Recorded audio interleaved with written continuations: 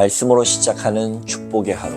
오늘은 열왕기상 8장 12절부터 21절까지의 말씀입니다. 우리 함께 합독하도록 하시겠습니다.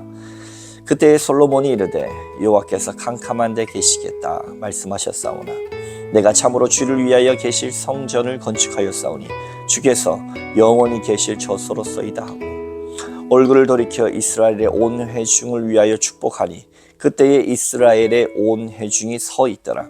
왕이 이르되 이스라엘의 하나님 여호와를 송축할지로다.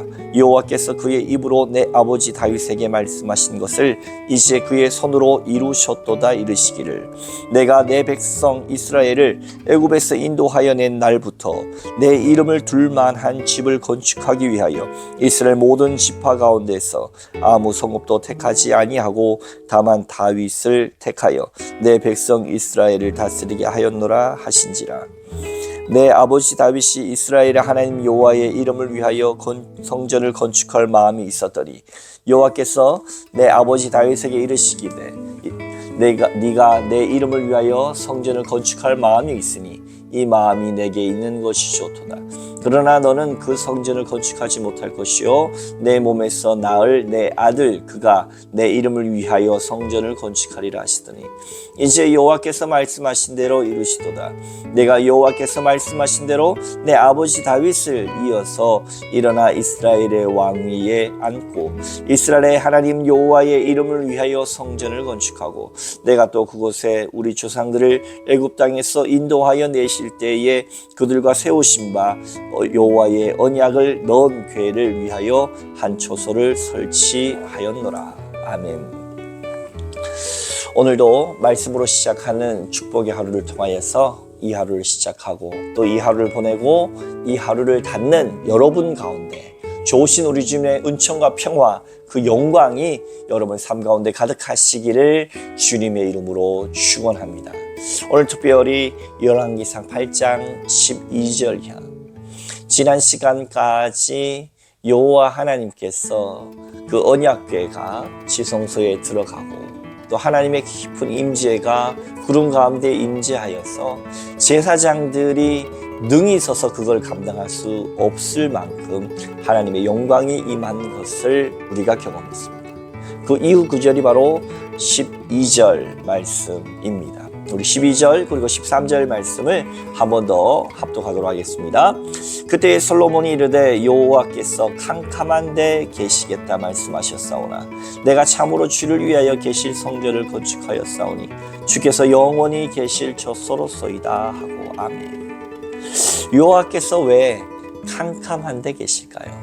이것은 어찌 보면 두 가지를 나타낸다고 생각해 볼 수가 있겠습니다. 첫 번째는 언약궤가 머무르는 장소, 그것이 바로 지성소이고 지성소에는 창문이 없습니다. 사방이 캄캄하다라고 볼 수가 있겠지요. 또 한 가지의 의미는 하나님의 영광의 빛, 하나님의 광채가 사람을 집어삼킬 만큼의 거룩이요 영광이요 광채이기 때문에 하나님께서 은혜롭게 자신의 광채를 어둠으로 가리신다. 이렇게 말씀드릴 수가 있겠습니다. 구약의 여러 구절들을 보면 하나님은 거룩하시기 때문에 거룩하지 않은 죄인된 사람이 하나님 앞에 나올 적에 하나님의 얼굴을 볼 수가 없죠. 또 하나님은 거룩하여서 돌격할까 조심하라 말씀하신 것처럼 하나님의 거룩한 존전 앞에 나갈 때 인간은 너무나도 미약하고 또 죄된 존재이기에 흠결 없으신 하나님 앞에 쉬이 나갈 수 없습니다. 따라서 우리가 어저께 보았듯이 그 쉬은 자, 언약궤 위에 있는 쉬은 자의 어린 양의 피가 담겨지는 것처럼 우리는 오직 예수 그리스도의 보혈의 피를 통해서만 하나님께로 나아갈 담력을 얻은 줄로 여러분 믿으시기 바랍니다. 그래서 하나님은 하나님의 그 거룩하신 감당할 수 없는 은혜의 광채를 지성소 안에 캄캄함으로 우리의 은혜 가운데 덮고 계신다. 이렇게 표현할 수가 있겠습니다. 따라서 여호와께서 캄캄한 데 계시겠다 말씀하신 것입니다. 그 지성소에는 창문이 없습니다. 이렇게 해서 내가 참으로 주를 위하여 계실 성전을 건축하였사오니 주께서 영원히 계실 처소로소이다 하면서 14절 이후에 솔로몬은 온 백성들을 향해서 연설하고 축복하고 기도합니다. 우리 14절과 15절 그리고 16절까지 말씀을 함께 봉독해 봅니다. 얼굴을 돌이켜 이스라엘의 온 회중을 위하여 축복하니 그때에 이스라엘의 온 회중이 서 있더라.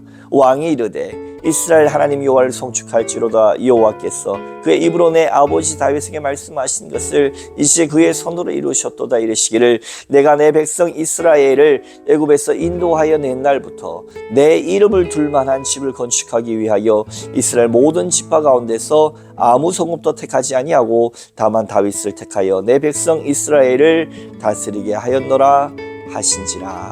아멘. 하나님께서 어떻게 성전을 건축하게 되셨는가? 그 기원을 가지고 16절에 보면 애굽에서 인도하여 낸 날부터 성전 건축이 여러 번 말씀드리지만 출애굽 이후에 몇 년 뒤 이루어졌습니까? 바로 480년. 정말 긴 시간이죠. 긴 시간이죠. 이스라엘 백성들이 애굽 지하에서 430년을 억압받았는데 출애굽 이후에 그보다 더한 480년이 지나고 솔로몬이 왕에 즉위한 지 4년이 더 지나서 성전이 7년 만에 건축되고 완공되어집니다. 근데 이 하나님의 건축은 애굽에서 인도해 낸 날 그때부터 해막 안에 그 성막 안에 해막 그리고 하나님을 모신 언약궤가 움직이는 그것이 거룩한 곳이죠. 움직일 적마다도 이스라엘 백성들은 그 광야 사막 가운데에서도 예배하고 제사하고 하나님의 이름을 부르는 것을 멈추지 않았습니다.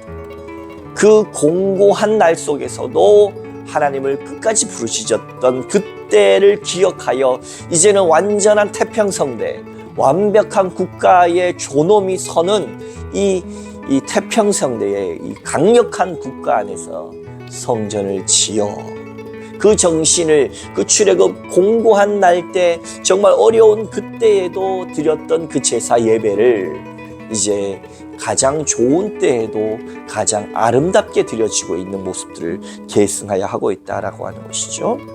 이 성전 건축은 그렇기 때문에 임금 왕의 명성을 위한 것이 아니라 솔로몬이 아버지를 통해서 받은 그 지시, 다윗 왕을 통해서 받은 그 지시를 그 애굽에서 나온 그 출애굽 정신을 계승하여 짓게 됐다라고 하는 거죠. 재미있는 구절은 16절 중반에 보면 내 이름을 둘 만한 집을 건축하기 위하여 내 이름을 둘 만한 집을 건축하기 위하여 17절도 한번 봉독해 볼까요? 내 아버지 다윗이 이스라엘의 하나님 여호와의 이름을 위하여 성전을 건축했다. 또 18절 말씀도 마찬가지죠. 여호와께서 내 아버지 다윗에게 이르시되 네가 내 이름을 위하여 성전을 건축할 마음이 있으니.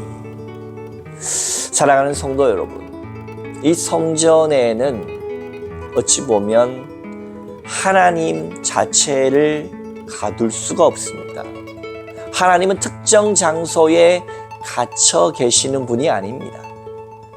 제사 지낼 때에 특정 장소를 제사 지내라고 만들어 두시고 그것에다 여호와의 이름을 두시고 여호와의 이름을 위하여 여호와의 이름을 부르기 위한 곳으로서의 성전이지 여호와 하나님을 가둬놓는 곳이 아니라고 하는 사실입니다. 하나님은 성전에서 그의 이름을 부르고 하나님 자신은 사람의 손으로 지은 집에 갇혀 계시지 않는다라고 하는 사실, 이것을 오늘의 말씀을 통하여 기억할 수 있습니다. 하나님이 성전 가운데 갇혀 계시는 것이 아니라 하나님의 이름을 부르기 위한 곳이 성전이다라고 하는 것이죠. 예수님도 신약시대에 와서 내 집은 만민이 기도하는 집이다 그랬습니다. 여러분, 오늘 주님의 귀하게 머무르시는 처소 가운데에서 여러분은 주님의 이름을 얼마나 부르십니까? 여러분의 가정에서, 가정의 구별된 장소에서, 때로는 내가 출퇴근하면서 대중교통 안에서도 내 마음으로 주의 이름을 부를 수 있습니다. 그것이 바로 주의 이름을 부르는 성전입니다. 내가 하나님의 이름을 부를 때 내 몸은 하나님의 거하시는 거룩한 처소가 됩니다. 직장 상사가 나를 괴롭힐 때에, 내 마음에 공고한 날이 있을 때에 내 마음 깊숙한 곳에서부터 아버지 하고 부른다면 그것은 곧 성전이 되어집니다. 사랑하는 성도 여러분, 성전은 하나님의 이름을 부르기 위한 곳입니다. 거룩하신 하나님, 광채가 나시는 하나님, 그리고 하나님의 영광이 구름과 같이, 빽빽한 구름과 같이 임하시는 그 하나님의 영광은 주의 이름을 부르는 자에게 나타나는 줄로 믿으시기 바랍니다. 이 하루 그렇기 때문에 여러분이 거하는 처소 어디에서나 주의 이름을 부르시기를 주님의 이름으로 축복합니다. 하나님의 영광이 그곳에 임할 것입니다. 어려운 자리, 공고한 자리, 고통의 자리, 아픔의 자리에서도 주의 이름을 부르십시오. 그것은 우리의 기독교인의 의무이자 특권입니다. 날마다 부르십시오. 계속해서 부르십시오. 주의 이름을 계속해서 여러분의 마음속으로, 때로는 통성으로 기도하면서 부르십시오. 부를 때에, 부르짖을 때에 내가 내게 응답하겠고 그 비밀한 것을 너에게 알게 하시겠다라고 하는 하나님의 그 거룩한 역사가 오늘 여러분의 인생 가운데 반드시 나타날 것입니다. 그 하나님과 함께 오늘 이 하루도 동행하시는 여러분 다 되시기를 주님의 이름으로 축원합니다. 이 시간 함께 기도하겠습니다. 아버지 하나님, 주님을 부르는 그 모든 것이 성소요, 주의 이름을 부르는 그 모든 자는 구원받으며 주의 이름을 부르며 기도할 적에 주님은 응답하시겠고 크고 비밀한 것을 말씀하시는 주님이시니 내가 오가는 대중교통 안에서, 자동차 안에서 주의 이름을 부르게 하옵소서. 내가 하루를 시작할 때, 하루를 마무리할 때 내가 거하는 처소에서 주의 이름을 부르게 하여 주옵소서. 나의 몸이 주님의 거룩한 전이요 내가 거하는 처소 어느 곳이든 주님의 성전임을 믿으며 하나님과 함께 동행하는 우리의 모든 인생 되어지기를 주님 축복하시고 함께하여 주시옵소서. 감사드리며 인도하여 주신 거룩하신 예수 그리스도의 이름으로 간절히 기도하옵나이다. 아멘. Hallelujah, praise the one who set me free. Hallelujah,